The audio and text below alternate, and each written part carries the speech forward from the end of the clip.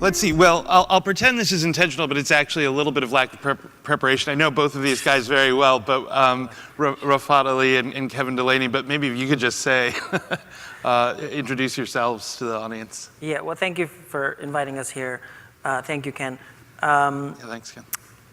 My name is Rafat Ali. I'm the CEO and founder of Skift. Some of you from the media world know me as the founder of Paid Content, which was a company that I created and sold in the past. Skift is a 3-year-old business information company that focuses on the business of travel. And I guess we'll talk a bunch about how we've built it in the last 3 years. We, in a relatively short time, have become the largest business information site in the travel industry globally by magnitudes of anybody else in the industry, like 4x, 5x of anybody else. And we are a mix of media, insights, marketing. So I can go into more of that as we talk more. Great, yeah. And Kevin. So I'm Kevin Delaney. I'm the editor-in-chief and co-founder of Quartz, which is a business news site from Atlantic Media, which also owns The Atlantic and National Journal, and some other properties. My journalism career was spent mostly at the Wall Street Journal. I was a reporter there for years in Paris and San Francisco, where I covered internet companies, and then was managing editor of WSJ.com. Quartz is about 3 years old. We have a global audience, about half in the US, half outside of the US, of over 10 million readers a month, and we've expanded in some specific markets, including India and Africa, and have journalists kind of all over the world at this point. Great. Well, thanks, guys. What we're supposed to be discussing here is how do you create value in the media organization, and I've been an editor of media reporters for a long time, and one of the things that we figured out very early on is that you can't just walk up to somebody and ask them, how much money they make, and then just sort of be able to compare them to other companies and say whether they're doing well or poorly. Value really is a bit of a relative construct, and it's not getting around the question that we're being asked, I think, for us to talk a little bit about what value is specifically for Quartz and for Skift, and how that's changed over the years. I can tell you, for our part,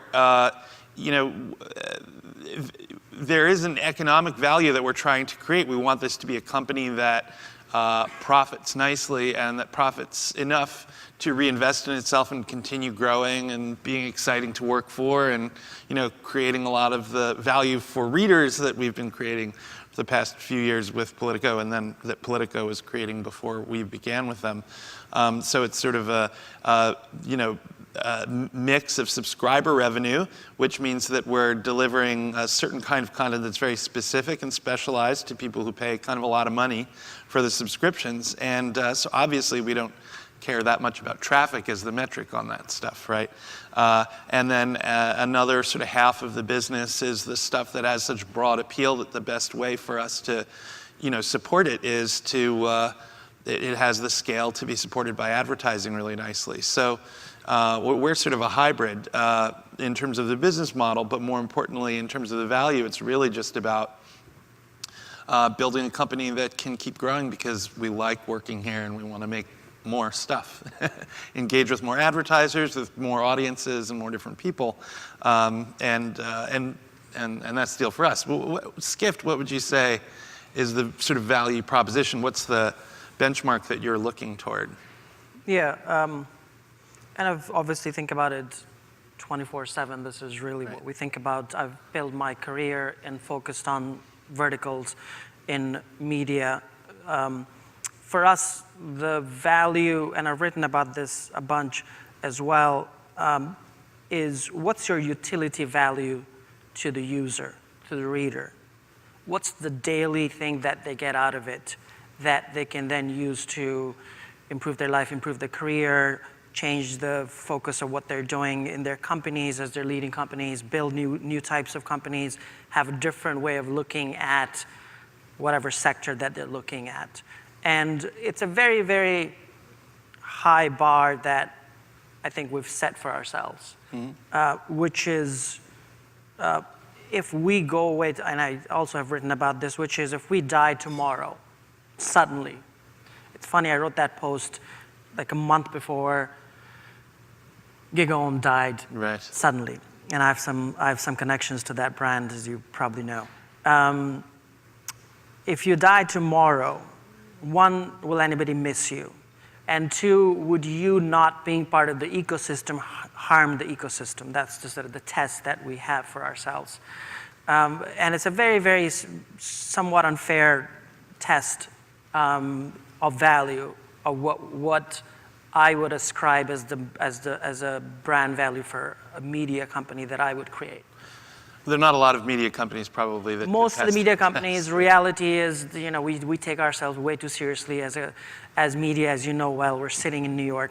I think most of us are 98% of the media is disposable. Nobody would care. Well, so let me ask you a question then. Hooking it up to sort of economic value, creating a media property that has value, that like not only if it went away, a whole bunch of money goes away with it, you know? Yeah. What brought you to the idea of, you know, this kind of utility that you go for your readers as something that can also drive value into, you know, pull value into the company? Yeah, I mean, if it becomes a very, very, very important part of life of a certain number of people. Everybody talks about scale. That's what the lingo of the world is these days, scale.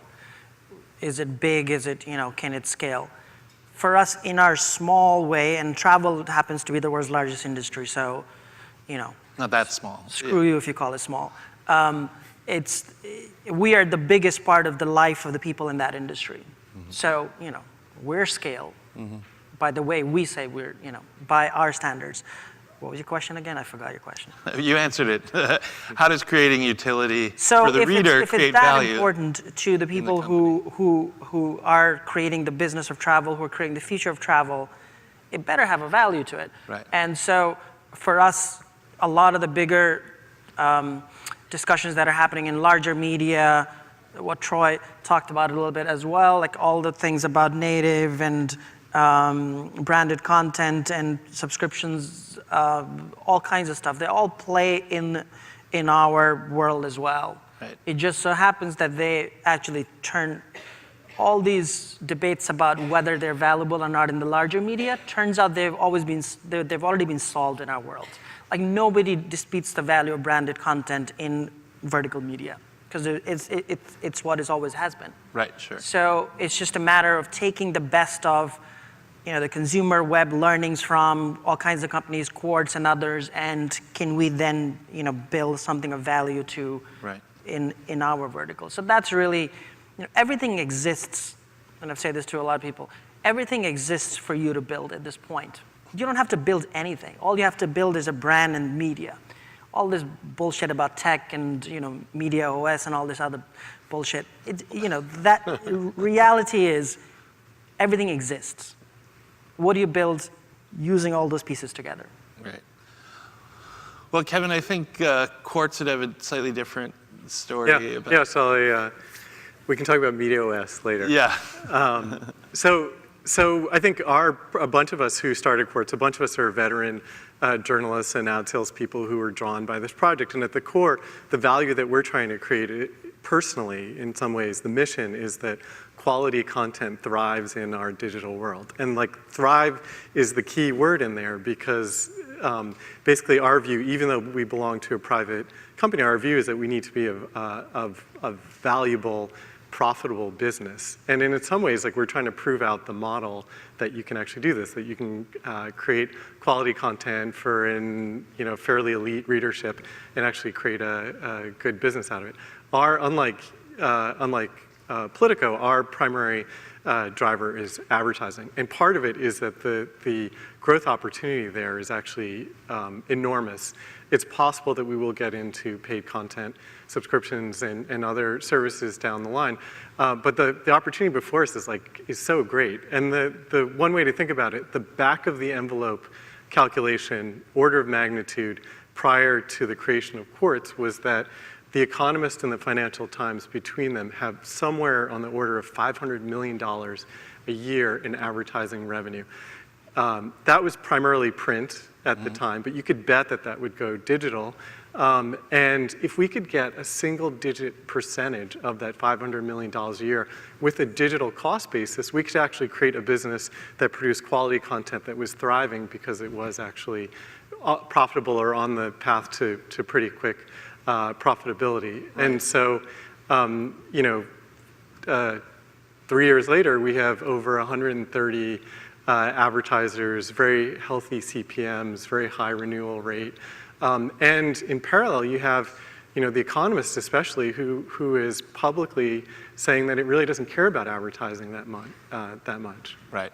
Which is great for us. Maybe we could get a double-digit percentage of that, right. of that $500 million, and then we could really have a business that's thriving and throwing off cash that we can invest in other things. Well, and FT says the same thing, don't they, too, right? The other half of that market you were Yeah, their talking focus is about, very much, it's very striking over the last, this year especially, that they're focused on subscriptions and paid content, which I understand. Yeah.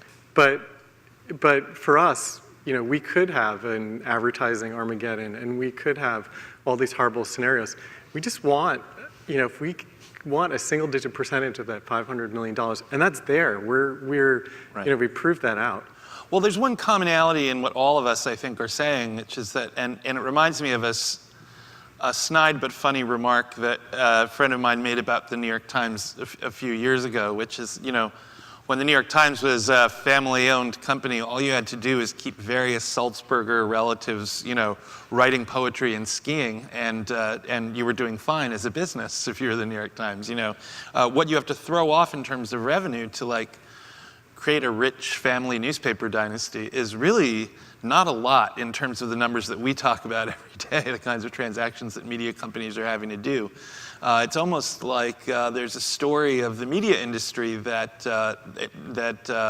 where the values almost changed as much as the business did, and it's the consequence of those two things colliding as much as anything else that created such difficulties for so many media companies. And when it comes to values and alignment of values in a company, I think that's a big part of the story. And Ken has been writing a lot about what's happening at the LA Times and with the Tribune Company, where you have a publisher in California who had one set of ideas about how to advance the California papers, and it was maybe not well aligned with the needs of the shareholders of the larger corporation. And these are really two sets of values at work about how you create value in a media company, not to double and triple everything up. So that's another question here is how much do you guys feel like, and Rafat, I especially want you to talk about this because you've written about going out for a funding round, maybe being slightly disappointed by the results at the time, and then turning around and reevaluating the business. Yeah, and but the question, I guess, is how does the structure and the larger financial imperatives of your company shape the values that you bring to the stuff you do? Yeah, and this would have been I would have had a different answer if you were asking me during that phase when I was doing the Series A, trying to do the Series A, versus where we're in a very different place today, about a year and a half later. My previous company, just to give you context, Paid Content, was an accidental company, wasn't meant to be. It was a blog that I started that turned into a media company that I ended up raising a comically high $500,000 Series A for. This is 2006. $500,000 Series A. These Series A are like $10 million. Maybe, that's a small amount. Didn't really have to chase venture capital in my previous company. It came to me, that was it, that was done. And then we sold. In this case, it was more of a, I don't know if you call it, traditional startup in the sense that I invested some of my own money, then raised a seed, and then tried to raise Series A, because that's what you have to do apparently. Once you raise this round, you have to raise the next round, then you have to raise the next round. We went out. I had all kinds of visions of what we're building, media and data together. I even coined a term for it so that VCs will be happy to hear it.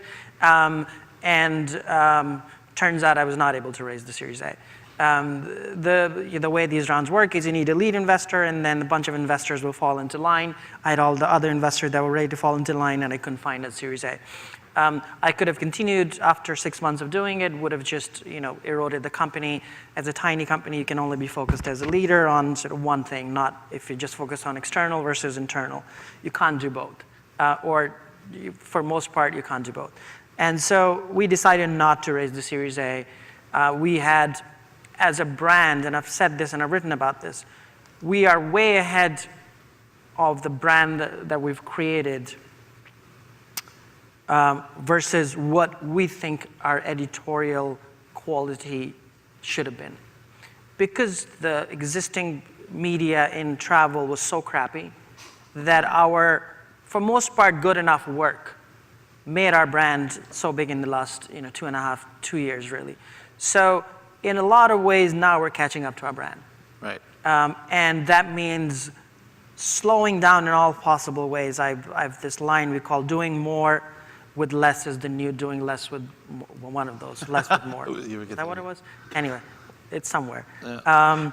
And the idea is that there is a different way of doing things, which is packages. If the whole world is running this way, if you just stop and start walking the other way, there's some value to it, which is packaging media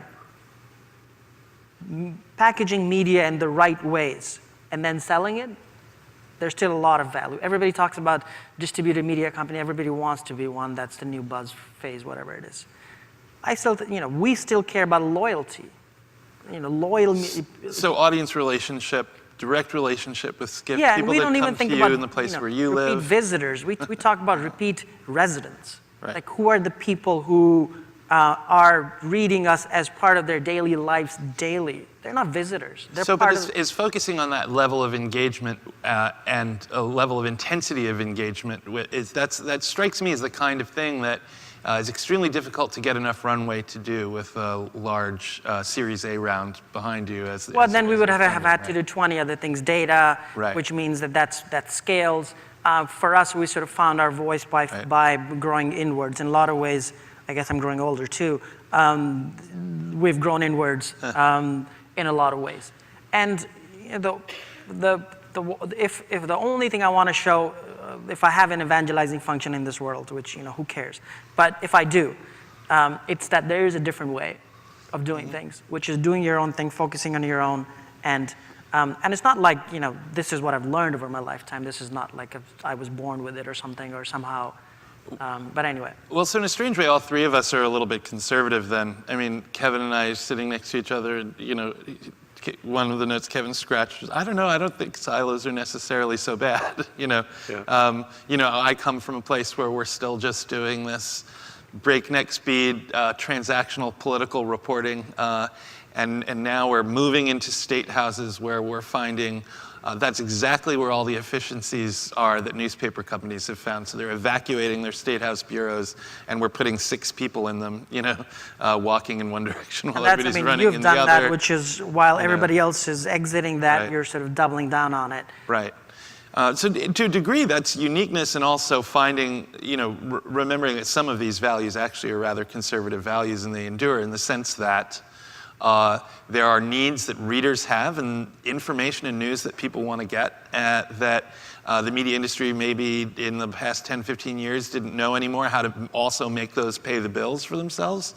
It didn't make the need for that stuff go away. And fundamentally, if you provide something that a lot of people need, you're creating value of one kind or another, whether it's through subscriptions or directly monetizing an audience or advertising and indirectly monetizing an audience or some combination or some tricky new thing that we've yet to hear about. So I guess that, leads really finally to the question of just, how you guys are doing and where you feel your companies are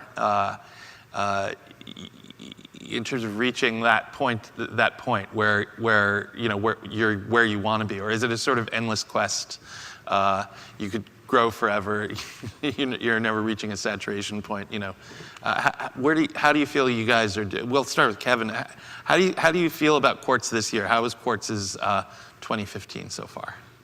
I feel really good about where we are. You know, our one thing that's worth saying, and I think it's common to all of what we're talking about, is just the ability to take a longer term perspective. Quartz is part of a private company. When we were designing Quartz and creating it, we said we don't want any standard IAB ad units because we think the path forward is bespoke ads and native advertising. We don't want a homepage. Quartz actually launched without a homepage because we knew on day one, if someone typed, no one would type in QZ.com, and any effort that we put against editorially maintaining a homepage would be a distraction, actually. And so on and so forth. And so we've been able to make a lot of decisions that would be really hard for traditional media organizations to make. So I think part of what we're talking about here is just having the freedom to make sensible decisions that are, for very good reasons, complicated for traditional media organizations like we all worked in. And the advantage is we don't have legacy. We don't have legacy, and I had a fairly unique experience when I arrived at Atlantic Media, which is they said, okay, go figure out Quartz. You're not required to hold daily meetings with the editors and product and tech people at The Atlantic, and you're not The Atlantic's business site. And I think that actually, and we're located in New York, whereas The Atlantic's headquarters is in Washington. We're very much inspired by them. We aspire to have the quality of their content and thoughtfulness of people like Jim Fallows, and Ta-Nehisi Coates, and James Bennett, and Derek Thompson, and all those people. But we actually were allowed to really focus in a silo, technically, product-wise, editorially, on what we were doing. So Quartz is now very much on its way to being a viable, thriving business.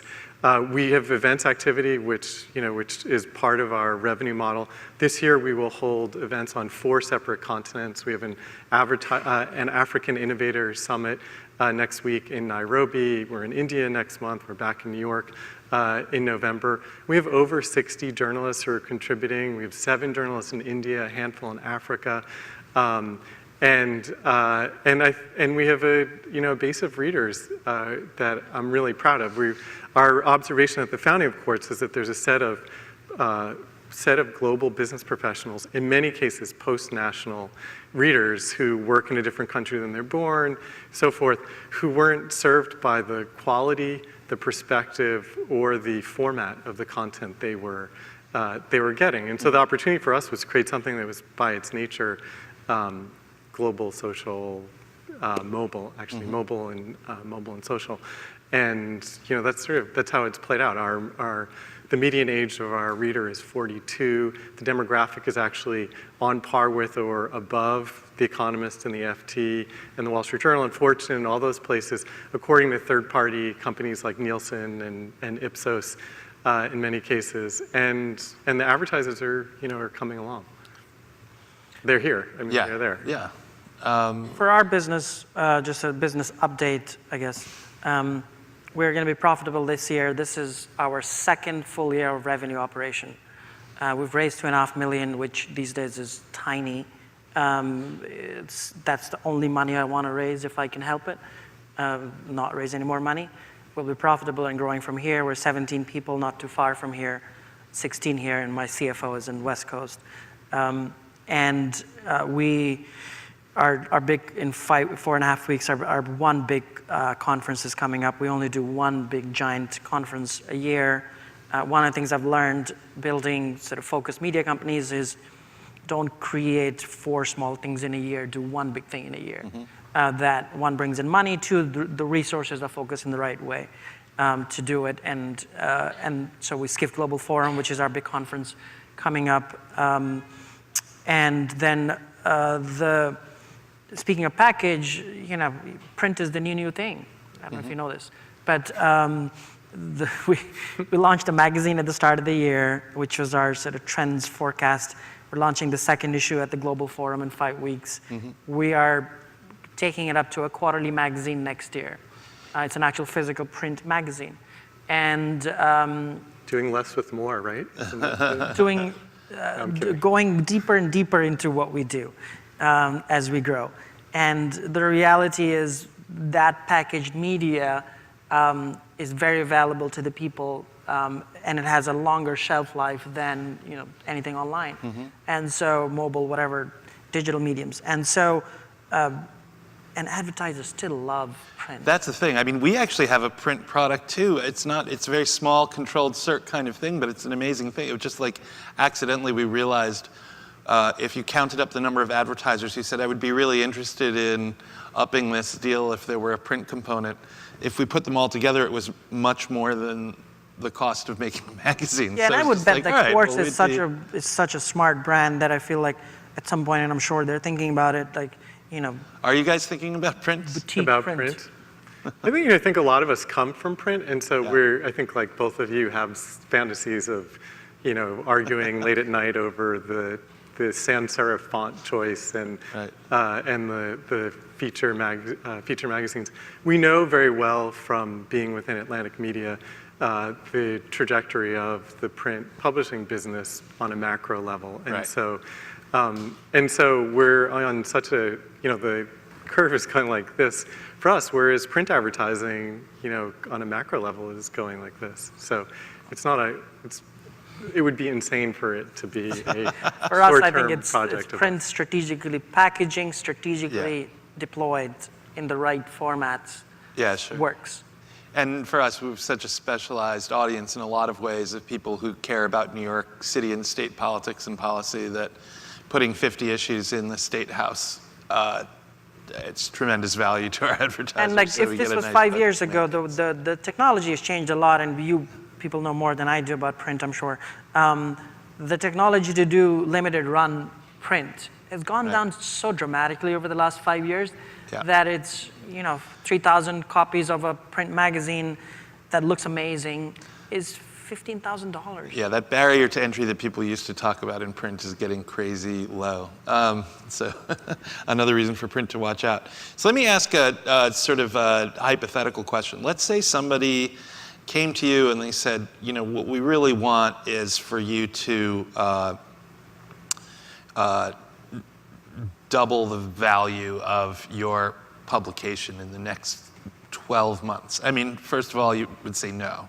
But as a way of sort of getting into the whole question of what scale means in terms of creating value and what the ability to do things over a longer runway means versus a shorter runway, maybe you guys could talk a little bit about what you'd think about that. If you were going to try and double the size of Skift starting tomorrow, what would you do? Double size. We would, I think, our revenues are split between the branded content, which is really we don't sell banners and boxes. We do sometimes take RFPs and easy money and type of situation once in a while. But it's branded content, subscriptions, and our forum. Those are the three product lines. They're set. We don't necessarily want to do 20 things. We want to focus on doing these things better. Products within this, yes.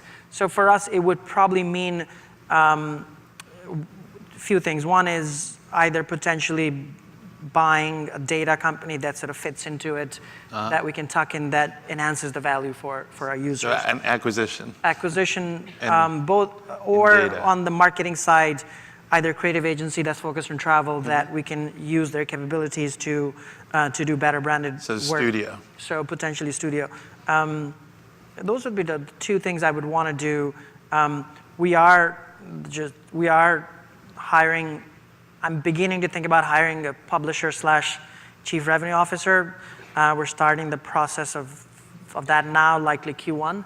If anybody here knows anybody that is good and smart and wants to create things their own way, talk to me, email me. What would Quartz do if you wanted an audience of 20 million and to, I mean, I know you're moving towards profitability partially because of reinvestment, but if you tomorrow had to double the revenue? What's my budget? Well, so just pretend that someone's giving you a lot of money to do this, Okay. But you have to come out clean at the end. Yeah, I think the way that Quartz has grown is actually just to build on our convictions, basically. So we're build on things that are working. One example of something that I would invest in is video. So about 4 months ago, we created a video lab, and we didn't actually have video from the very beginning because I had worked in television, had been involved in this at the Wall Street Journal, and knew that it was very easy to make mediocre video and to lose money on it. Yeah. And so what we said at the beginning is like, why, we have very limited resources, why should we put a disproportionate amount against video? Why don't we figure out what Quartz is first, and then come back to this once we've done that, and we very deliberately structured our video operation as a lab. So we brought in 3 video folks with experience, great sort of polymaths who can do different things, from editing to producing to basic animation, and told them, you have 6 months, and your job is to figure out what the most creative, in a kind of research laboratory type structure, like what we should do for video. You have no pre-roll inventory, you have no traffic targets. Your job is to just experiment for 6 months. And so we're now about 4 months in, and they've accumulated, these 3 people, something in the range of, they're publishing directly to Facebook and YouTube, and we're also running stuff on our site. And they've accumulated somewhere between, in the range of 35 or 40 million views for videos. 3 people in about 4 months or so. Right. So that's an area, like, I have conviction about that. Could we do more with more than 3 people? Yes. So that's one of the opportunities. And we've, and just generally how we grow our, how we double our business, it's actually like pretty straightforward, I think, given the nature of the opportunity. We would hire more journalists, we would hire more salespeople, we would hire more creative services people who are supporting the business. We would hire more developers, and it's actually not super complicated. Right. But just the same, in this little conversation where these 3 bespoke companies talked about what they would do to scale up fast, we talked about video. You didn't talk about global, but Quartz, that's the direction Quartz is going in. Video global expansion, content studio type thing, data, and potentially acquisitions, media organizations, making acquisitions in, of people, acqui-hires of small agencies maybe, and data type plays and stuff like that. Yeah. That's what we're seeing everywhere, right? So that's universal. That's how you build value, I guess. That's right. I think we have time for just 1 or 2 questions for the panel. What questions do we have out here? Back table center there.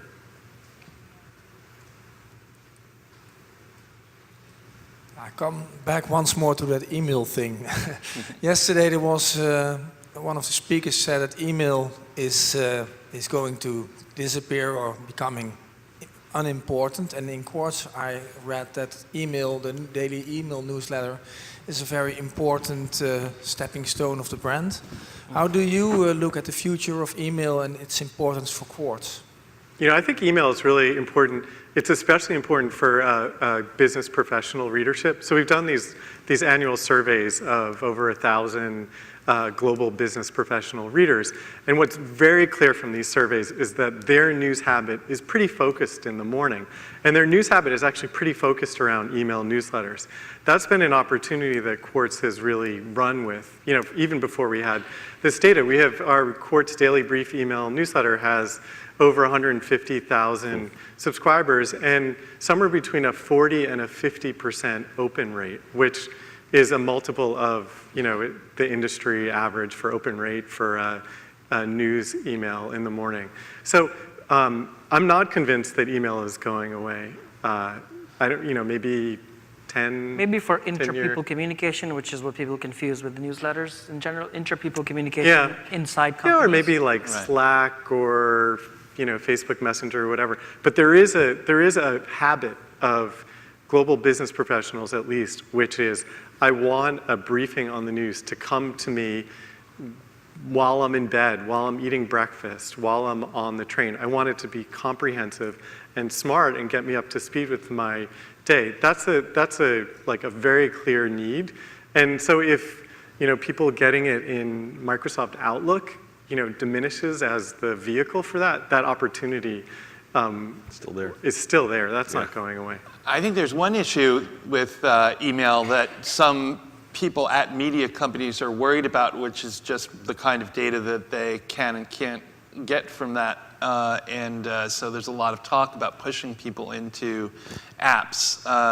And it's something that I'm not that into right this second, because one thing I know is that, and I'm not, whenever they fool around with your email, you freak out. This is one thing that if you want to know that, at least for the next 6 months to 12 months, this is a stable platform for you to be publishing to, is people's inboxes, especially if you cater to a professional audience. And especially if you deliver the same thing every morning at like 6 same a.m. exact time, 5:45 a.m.